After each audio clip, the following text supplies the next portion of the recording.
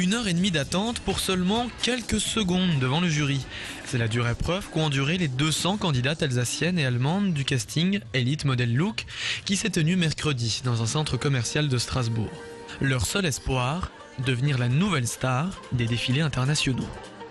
On reste dans le jeu encore, hein. C'est très ludique le concours. On ne va pas proposer à une jeune fille de 14 ans d'arrêter ses études, de quitter sa famille et de venir faire une carrière internationale. C'est fait pour leur permettre de comprendre les réalités de ce métier. Après, les promesses, elles se font à l'issue du concours.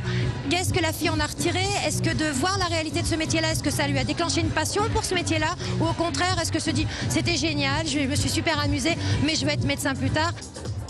Le nombre de candidates sélectionnées à Strasbourg n'a pas été dévoilé. Le concours a lieu dans d'autres villes de France et au final, seules 16 filles seront choisies sur tout le territoire.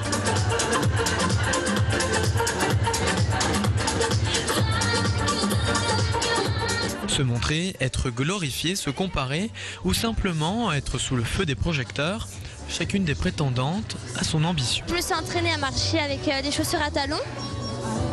Et sinon le reste, je suis restée naturelle. Je me suis inscrite parce que j'avais la taille pour pouvoir m'inscrire au casting.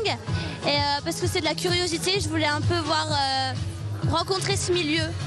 Depuis toute petite, j'ai toujours aimé ce qui était la mode, le mannequinat. Et j'ai eu un rêve d'être mannequin en fait. On m'a poussé à le faire un peu et puis finalement j'en avais envie pour voir ce que je veux aller comparé aux autres. Cindy Crawford et Gisèle Bündchen n'ont qu'à bien se tenir. Leurs plus jeunes rivales n'ont aujourd'hui que 14 ans.